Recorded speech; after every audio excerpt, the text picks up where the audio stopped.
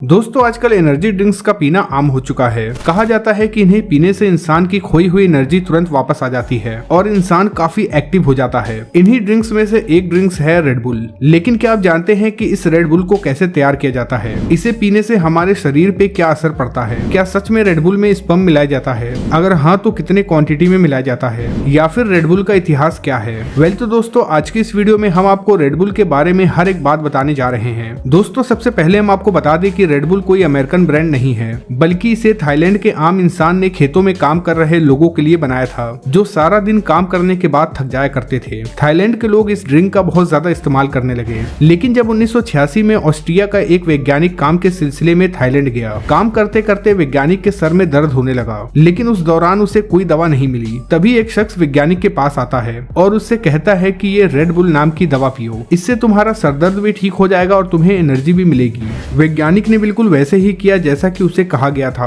और जल्द ही उसका सरदर्द बिल्कुल ठीक हो गया। वैज्ञानिक इस ड्रिंक का दीवाना हो गया और इसे बनाने वाले शख्स के पास पहुंच गया। वैज्ञानिक ने रेड बुल बनाने वाले से कहा कि हमें इसे यूरोपियन देशों में भी बेचना चाहिए। लेकिन वो शख्स बहुत सादा आदमी था, लेकिन उसे वैज्ञानिक का आइडिया बहुत पसंद आया और फिर इन दोनों ने मिलकर एक कंपनी की शुरुआत कर दी। वैज्ञानिक ने सोचा कि अगर वो इसे आम कोल्ड ड्रिंक बता के बेचेगा तो इसका सामना कोको कोला से होगा, जो कि पहले से ही मार्केट में काफी ज्यादा बिक रही थी। लिहाजा उसने बहुत चालाकी से इस ड्रिंक का नाम एनर्जी ड्रिंक रख दिया। शुरुआत में तो वैज्ञानिक ने सोचा कि इसे कांच के बोतल में बेचा जाएगा, लेकिन फिर इन दोनों ने मिलकर सोचा कि हमें इसकी एक अलग पहचान बनानी चाहिए। इसीलिए इसे सिल्वर और पिंक रंग के कैन में बेचना शुरू कर दिया गया। देखते ही देखते ये ड्रिंक यूरोप के कई सारे देशों में फैलने लगा। लेकिन इसे सबसे बड़ी कामयाबी तब मिली जब इसे अमेरिका में लॉन्च किया गया। इसने अमेरिकन मार्केट में उतरते ही तहलका मचा दिया। शुरुआती दौर में रेड बुल की बिल्कुल भी एडवर्टाइजमेंट नहीं की गई। इसे शराब के ठेकों पे और क्लब में फ्री में बांटा गया और जब इन्होंने देखा कि अब नौजवान पूरी तरीके से इसके दीवाने हो चुके हैं, तब इसे फ्री में देना बंद कर दिया गया। लेकिन रेड बुल के इतिहास में एक ऐसा वक्त भी आया जब इसके ऊपर पाबंदी लगा दी गई और इस पे बैन लगाने वाला देश जर्मनी था, क्योंकि वहां किए गए एक रिसर्च में इसके अंदर 0.4% कोकीन पाया जाता है, जिससे पता चलता है कि ये कोई एनर्जी ड्रिंक नहीं है,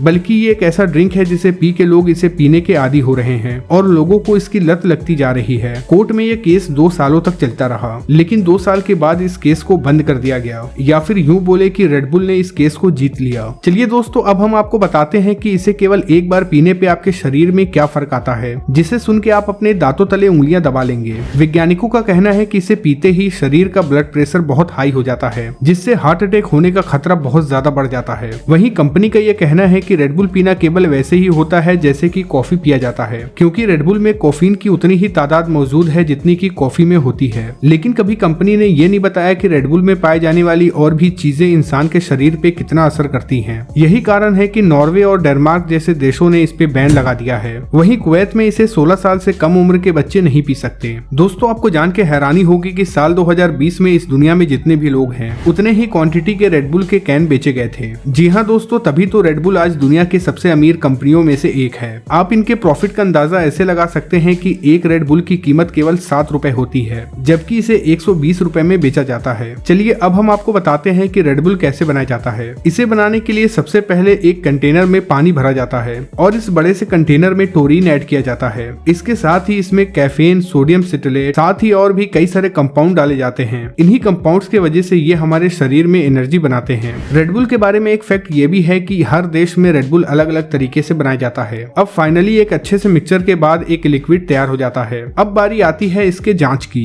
इस लिक्विड की अच्छी तरीके से जांच की जाती है और जब ये जांच में पास हो जाता है तो इसकी पैकिंग की जाती है। चलिए दोस्तों अब हम आपको बताते हैं कि क्या रेड बुल में सच में स्पर्म मिलाया जाता है या फिर नहीं। दरअसल रेड बुल में स्पर्म वाली बात तब लोगों में सबसे ज्यादा फैली जब लोगों को पता चला कि इसके अंदर टोरीन डाला जाता है। अब लोगों को टोरीन से प्रॉब्लम इसलिए हुई क्योंकि ये पहले के समय घोड़े के स्पर्म से निकाला जाता था। आपको बता दूं कि टोरीन एक ऐसा कंपाउंड है जो कि कई सारे एनर्जी ड्रिंक्स में इस्तेमाल किया जाता है और इसके बगैर एनर्जी ड्रिंक्स बन ही नहीं सकते। अब इसका सीधा सीधा मतलब तो ये हुआ कि सभी एनर्जी ड्रिंक्स में स्पर्म मिलाया जाता है, लेकिन आपको बता दें कि ऐसा बिल्कुल भी नहीं है, क्योंकि आज के दौर में टोरीन इंसान के शरीर से या फिर स्पर्म से नहीं निकाला जाता, बल्कि इसे वैज्ञानिक बनाते हैं और बनाए गए टोरीन का इस्तेमाल इन ड्रिंक्स में किया जाता है।